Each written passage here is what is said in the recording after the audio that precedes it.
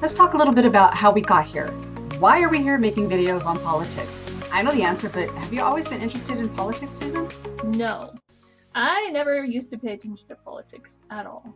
I mean, when it was time to vote, right? I'd get the list of candidates out and I'd look up their websites, Uh-huh. and look a little bit about what they said, but I didn't research voting records. I didn't go into it any further, and then I'd make my vote, right? And I'm a Republican. Uh-huh, I right. never voted for President Trump because I didn't like what I heard about his character. But I Yeah. didn't know anything more than that. I didn't pay any attention, right? Yeah, yeah. So then come January, I started hearing news about what this administration was doing, and I Right. thought, this doesn't seem like it's legal. And so I Right. started wondering, is it legal? But no one was really saying, and so I started doing my own research. Right. And since then, I've been spending anywhere from 4 to 12 hours a day Right. doing political research. That's crazy. And I Yeah. thought, there's got to be something more I Uh-huh. can do, something more I Yeah. can contribute. Okay. And what about you, Kat? I know how busy you are. What's made you spend time on politics, and have you always been into politics? I used to just avoid politics like it was the plague. I didn't know enough about anything in politics to have any kind of conversation. And so it was a topic, like with a lot of families, it's a topic that you avoid during family outings and get togethers and Christmas and Thanksgiving dinner until Trump took office in his first term. And I started seeing how utterly nuts some of the things that came out of his mouth actually were. And then when Biden came into term, I stopped paying attention to politics again because we had a lot of peace. We had no worries really about the whole political landscape. And then when I saw that Trump got allowed to be on the ballot again after being convicted of felonies, I became so concerned for my children and for my small business that I started following YouTubers. I started doing my own research and becoming more and more concerned. And in the first 6 months, now that we're into the first 6 months of this term, I find that, like with my paralegal background, that like you, Susan, so many things have been so illegal and so unconstitutional. And to be able to do the research correctly and to have the resources to back that up is so critical in understanding what's really happening with our democratic republic.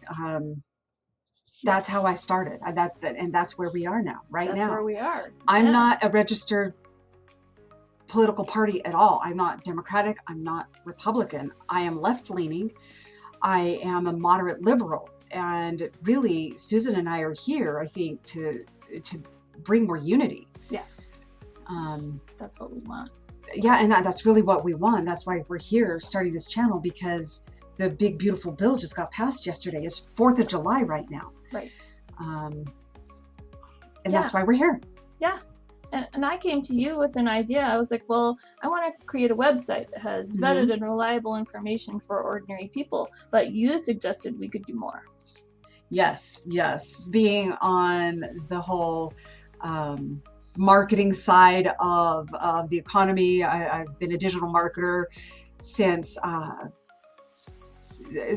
leaving the paralegal industry. Being a marketer, watching YouTube, it's been the catalyst. I want to get on YouTube. I want to spread the word. I want to unify the two sides that have been so polarized. Yeah, and when you suggested a YouTube channel, I loved the idea, because I think it's so important to start having a conversation with each other. Because honestly, I think I have friends from both sides of the political aisle, and we've been talking over the past few months, and I honestly think we have more in common with each other than we do right now with our elected officials. And I think that conversation is so important. So I think we've talked a little bit about what we hope to accomplish with this channel. We want to get conversation going. We want to say, okay, what is true and what isn't true? What can we agree on? What can we do going forward?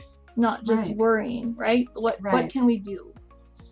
Right. And so we really just find, and I think we agree on the fact that this is our civic responsibility, Yeah. our civic duty Yeah. to get involved in politics and in the government, especially when we're on this precipice of an authoritarian style, executive style government. Yeah. And it's I feel like I kind of didn't pay any attention to my civic duty for most of my adult life. Yeah, me too. And I don't want to keep going on that way. I realize now how important it is that we stay involved. This is supposed to be a government of the people, and it can't be a government of the people if we're not involved, if we don't pay Right. attention. Of the people, for the people, by the people. And that doesn't just mean all of the white people. That means the Hispanics, the Latinos, the Haitians, the immigrants. That means all of us. Everyone. People entails all of us. Yes, exactly. And when I see the injustices happening and being supported by many Americans, it makes me feel sick to my stomach. I want us to get back on track with having humanity as a general moral opportunity. And I don't like the cruelness. The cruelty is awful. The cruel attitude, and I don't feel like that's who we really are as an American We are people. better than that. Yeah, we are better than that. I think we are.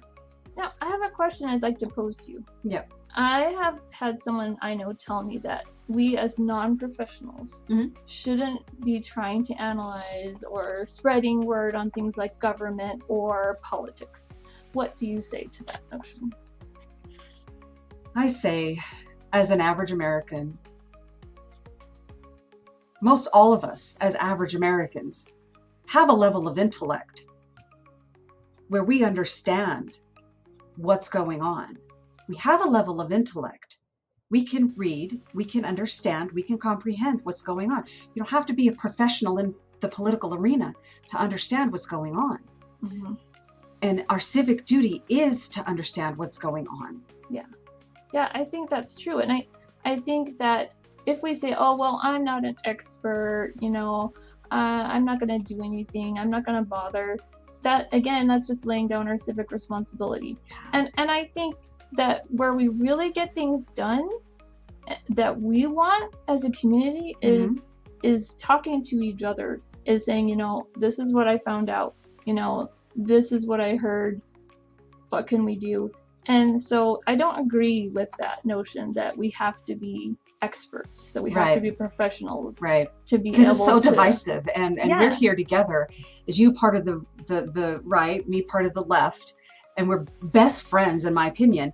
We're such good friends, and we agree on so much more than we disagree on. And to have that kind of unity, I think we need to spread that. Yeah. And the divisiveness is what is causing such the issue with average Americans.